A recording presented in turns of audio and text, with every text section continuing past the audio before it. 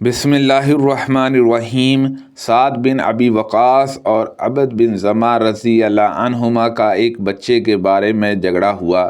سعد رضی اللہ عنہ نے کہا کہ یا رسول اللہ صلی اللہ علیہ وسلم، یہ میرے بھائی عتبہ بن ابی وقاص کا بیٹا ہے، اس نے وصیت کی تھی کہ یہ اب اس کا بیٹا ہے، آپ خود میرے بھائی سے اس کی مشابہت دیکھ لیں۔ لیکن عبید بن زمع رضی اللہ عنہ نے کہا یا رسول اللہ صلی اللہ علیہ وسلم، یہ تو میرے بھائی کا ہے، میرے باپ کے بستر پر پیدا ہوا ہے اور اس کی باندی کے پیٹ کا ہے۔ ان حضرت صلی اللہ علیہ وسلم نے بچے کی صورت دیکھی تو صاف عتبہ سے ملتی تھی، لیکن آپ صلی اللہ علیہ وسلم نے یہی فرمایا کہ اے عبد، یہ بچہ تیرے ہی ساتھ رہے گا، کیونکہ بچہ فریش کے تابع ہوتا ہے اور زانی کے حصے میں صرف پتھر ہے، اور اسے سودا بنت زمع اس لڑکے سے تو پردہ کیا کر۔ چنانچہ سودا رضی اللہ عنہا نے پھر اسے کبھی نہیں دیکھا۔ اللہ سے ڈر اور اپنے باپ کے سوا کسی اور کا بیٹا نہ بن۔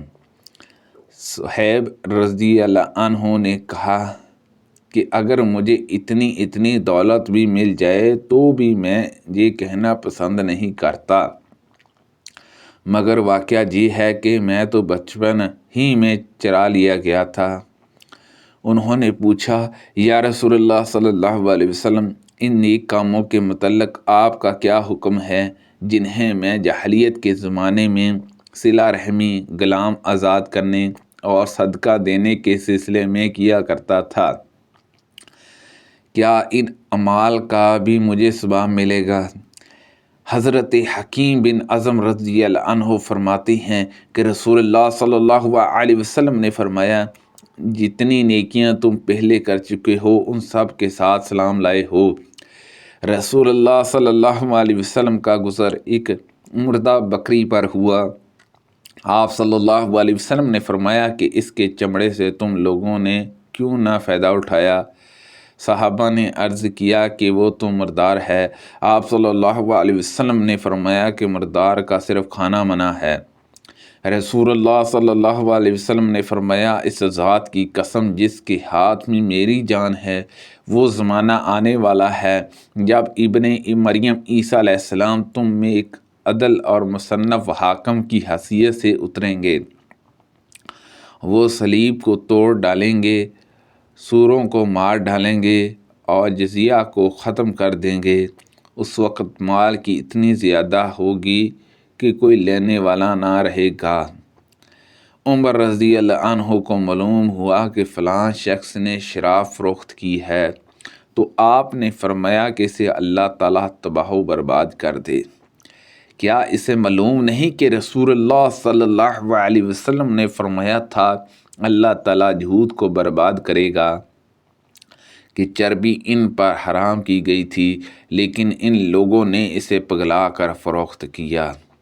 رسول اللہ صلی اللہ علیہ وسلم نے فرمایا اللہ یہودیوں کو تباہ کرے، ظالموں پر چربی حرام کر دی گئی تھی لیکن انہوں نے اسے بیچ کر اس کی قیمت کھائی۔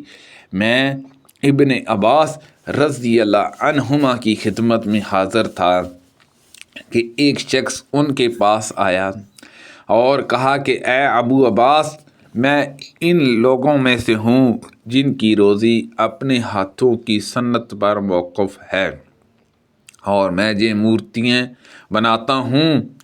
ابن عباس رضی اللہ عنہما نے اس پر فرمایا کہ میں تمہیں صرف وہی بات بتلاؤں گا جو میں نے رسول اللہ صلی اللہ علیہ وسلم سے سنی ہے۔ انہوں نے کہا کہ میں نے آپ کو یہ فرماتے سنا تھا کہ جس نے بھی کوئی مورتی بنائی تو اللہ تعالیٰ اسے اس وقت تک عذاب کرتا رہے گا جب تک وہ شخص اپنی مورتی میں جان نہ ڈال دے۔ استغفر اللہ۔ اور وہ کبھی اس میں جان نہیں ڈال سکتا۔ یہ سن کر اس شخص کا سانس چڑھ گیا اور چہرہ زرد پڑ گیا۔ ابن عباس رضی اللہ عنہما نے فرمایا کہ افسوس، اگر تم مورتیاں بنانی ہی چاہتے ہو تو ان درختوں کی اور ہر اس چیز کی جس میں جان نہیں ہے مورتیاں بنا سکتے ہو۔ ابو عبداللہ امام بخاری رحمۃ اللہ علیہ نے کہا کہ سعید بن ابی اربا نے نضر بن انس سے صرف یہی ایک حدیث سنی ہے۔ جب سورہ بقرہ کی تمام آیتیں نازل ہو چکیں تو نبی کریم صلی اللہ علیہ وسلم باہر تشریف لائے اور فرمایا کہ شراب کی سوداگری حرام قرار دی گئی ہے۔ رسول اللہ صلی اللہ علیہ وسلم نے فرمایا، اللہ تعالیٰ کا ارشاد ہے کہ 3 طرح کے لوگ ایسے ہوں گے جن کا قیامت کے دن میں مدعی بنوں گا۔ ایک وہ شخص جس نے میرے نام پر عہد کیا وہ توڑ دیا، وہ شخص جس نے کسی آزاد انسان کو بیچ کر اس کی قیمت کھائی، اور وہ شخص جس نے کوئی مزدوری اجرت پر رکھا، اس سے پوری طرح کام لیا لیکن اس کی مزدوری نہیں دی۔ قیدیوں میں حضرت صفیہ رضی اللہ عنہا بھی تھیں۔ پہلے تو وہ دیا کلبی رضی اللہ عنہ کو ملی، پھر نبی کریم صلی اللہ علیہ وسلم کے نکاح میں آئی۔ وہ نبی کریم صلی اللہ علیہ وسلم کی خدمت میں حاضر تھیں۔